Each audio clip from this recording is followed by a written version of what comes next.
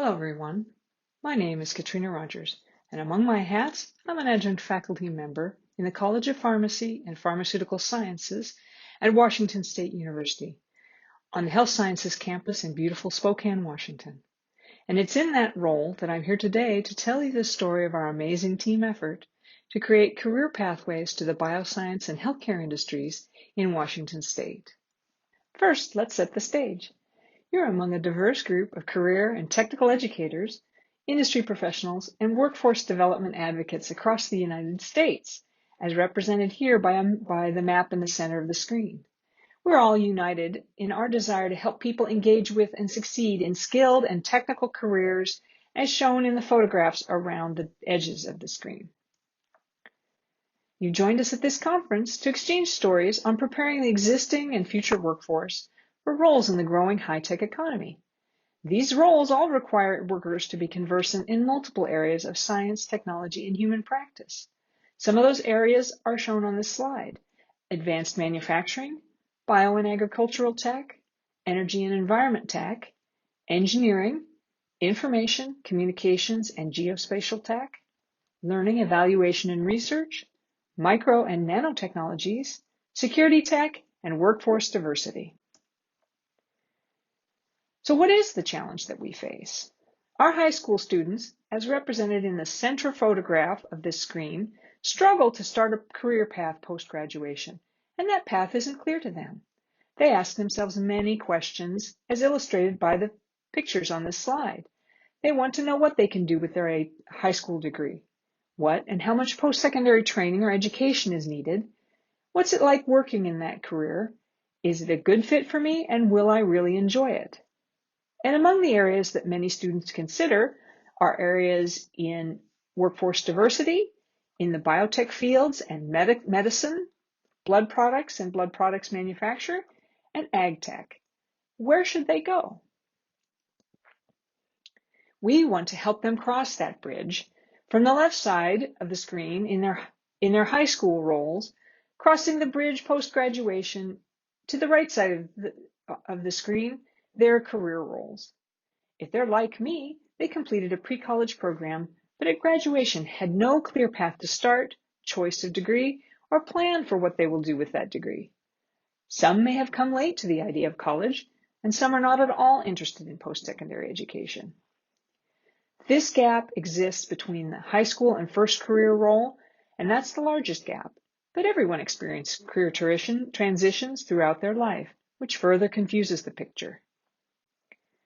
In this presentation, I'll show you how our Washington State University Health Sciences Spokane sponsored industry engagement project gathered the resources, built the foundation, and expanded the project to bridge the gap between high school graduation and bioscience, biomedical careers in Washington State. I aim to show you this approach is replicable wherever secondary education includes a high-quality STEM curriculum related to a local industry.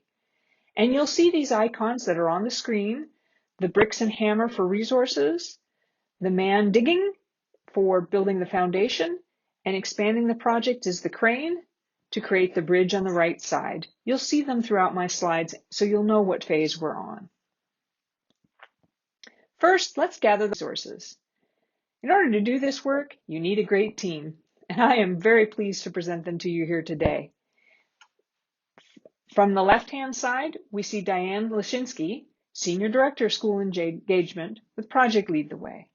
Diane has 30 years in public education and 5 in nonprofit, and she's our Project Lead the Way expert and master connector and networker.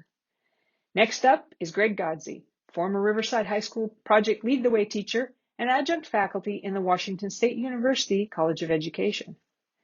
Greg is not only our master regional educator, he's also our grant manager.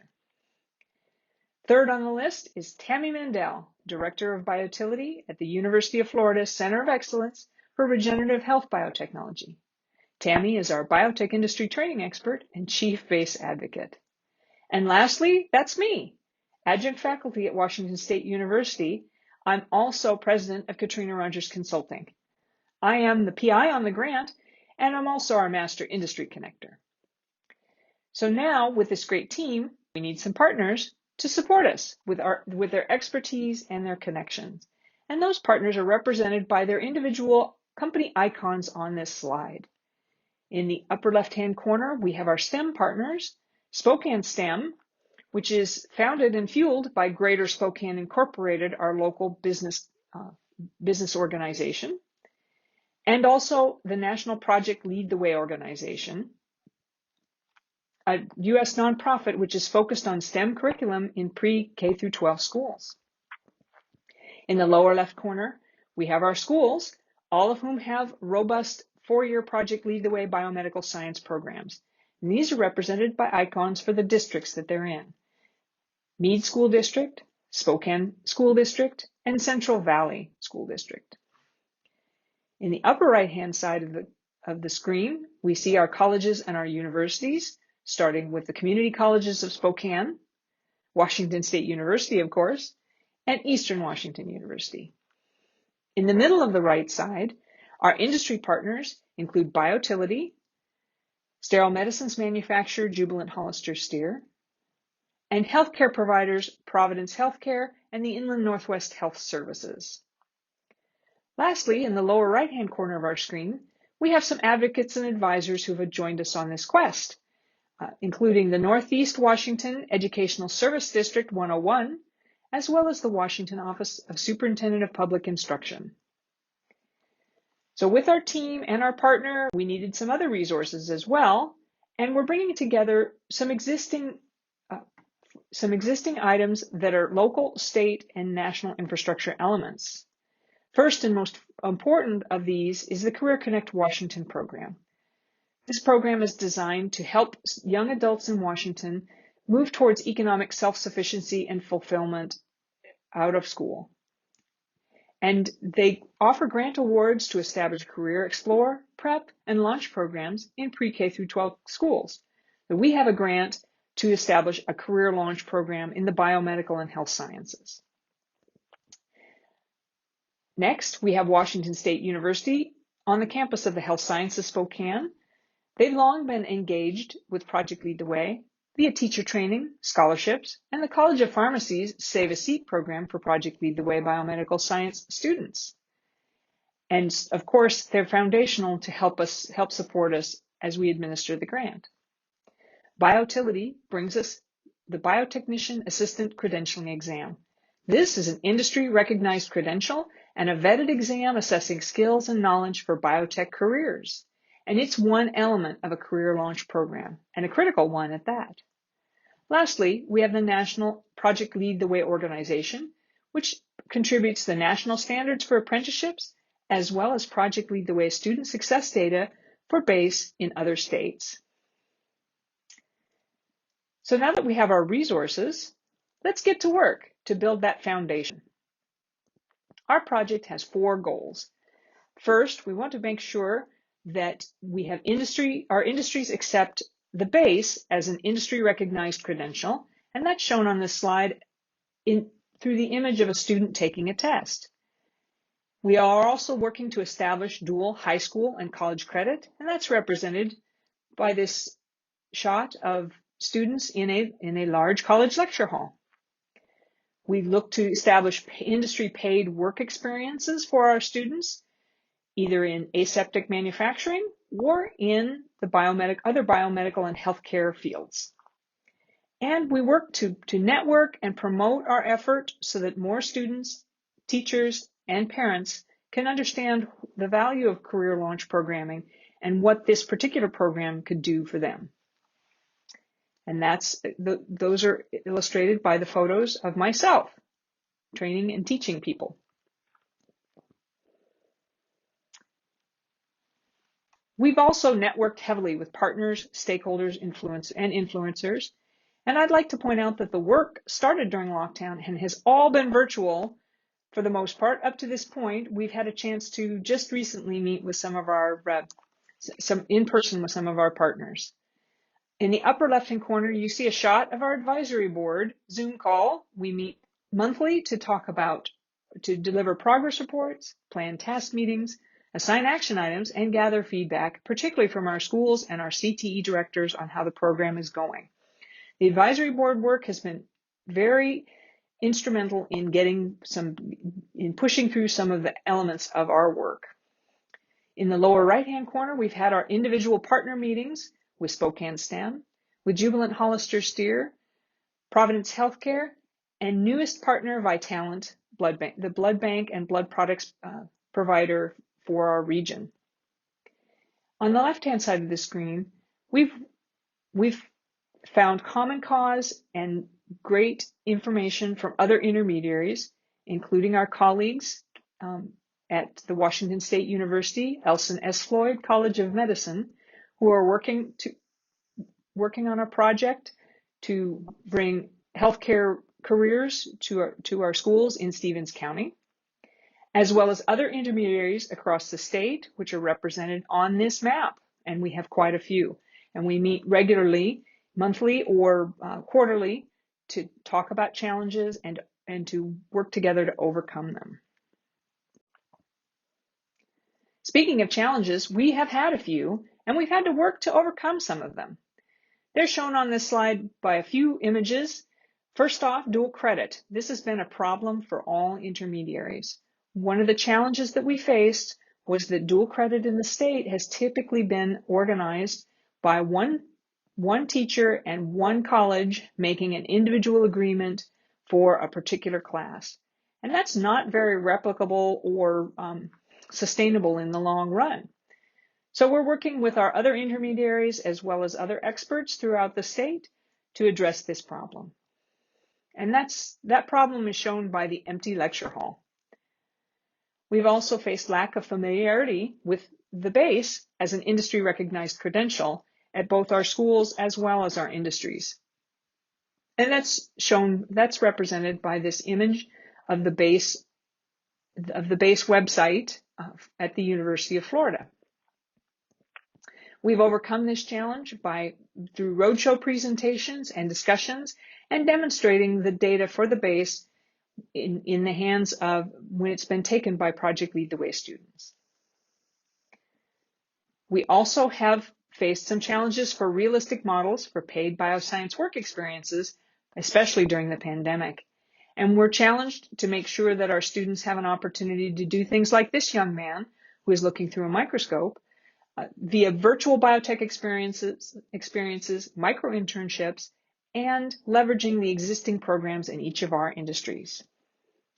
Washington state law has provided some barriers as well. We have the example of the medical assistant phlebotomist who, once they complete training, cannot actually do any work until their credential shows as active when they've been awarded their credential from the Department of Health.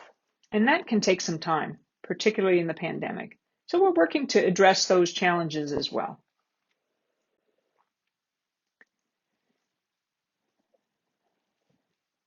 So we've been quite successful in working through our challenges and working virtually together to establish the elements of the project. And we have recently submitted our application for career launch and program endorsement to the state. So we're looking forward to having that approved. So, but of course, we absolutely want to expand this project both regionally, locally here in Eastern Washington, as well as across Washington state. How are we going to do that? Well, first off, we'll energize our local effort with new partners. And here's some icons that represent the partners that we could address. Vitalant, our FDA-regulated blood donation and blood products distributor, is part of a statewide blood bank consortium that will engage this next year, but we definitely want to dig deep and help them develop their program here locally first as a great model for the rest of the state. Selkirk Pharma is a startup vaccine and sterile medicines manufacturer, also located in Spokane, and we anticipate that they will benefit just as much as our partner Jubilant from this program.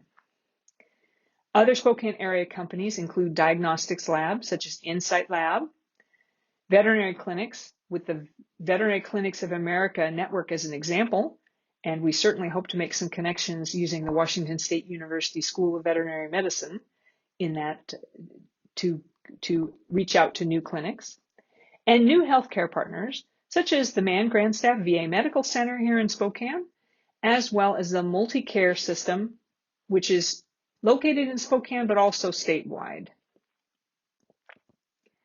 We are also working to find new ways to achieve goals. And one of the most exciting we've had an opportunity to explore here at in the last couple of months has been working with local public television station KSPS and their Career Explore Northwest program. This program offers a website as well as video that shows video spots of people in their new careers, young people in their new careers.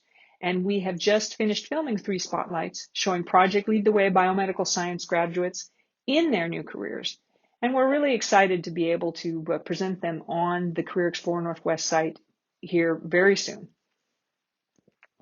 We also applied for and received a second round during round 6 of the Career Connect Washington intermediary grants. And we're very pleased to say that all of our original partners signed on for the next phase. And we have the same kind of 4-group organization to expand into Western Washington. Our partner, West Sound STEM Network, is our primary STEM partner.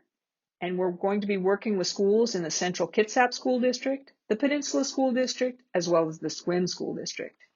Our colleges on the west side of the state will be Olympic College, University of Washington Bothell, and Shoreline Community College to start, and will be underpinned by Industry Trade Association Life Science Washington. And we're just very pleased to be able to expand this work across the state. We've also begun looking beyond the state for resources and partners. Washington State University is a Tier 1 academic member of the National Institute for Innovation in Manufacturing Biopharmaceuticals. NIMBLE is one of the 17 nationwide manufacturing institutes, and it funds projects in biotechnology workforce and is looking to invest more in the Western states and has found a great partner in Washington State University. We are also part of the Workforce Innovation Network Development Initiative. That's part of the broader FIRE Consortium, which is a regional biomedical innovator network funded by an EDA grant. And the WIND initiative will focus on workforce and industry expert connections, as well as bringing NIMBLE into the FIRE Consortium. And I'm also very happy to note that our partner Biotility just received an NSF grant to expand the administration of the base in 5 states. And our team is partnering with them on the Washington State expansion. So congratulations, Biotility. So in conclusion, I hope that I have shown you that when our high school students, shown on the center image of this slide, struggle to start their career paths post-graduation, and the path isn't clear, and they have many questions, that when there seems to be an unbridgeable gap between their high school careers, their high school roles on the left, and their career roles on the right, that starting with a high-quality STEM curriculum like Project Lead the Way in the high school, we can gather the resources, build a foundation, and expand the project to bridge that gap for bioscience and healthcare careers across the United States. Thank you for listening to this presentation. If you'd like more details, please reach out to me at katrina.rogers@wsu.edu. Thank you.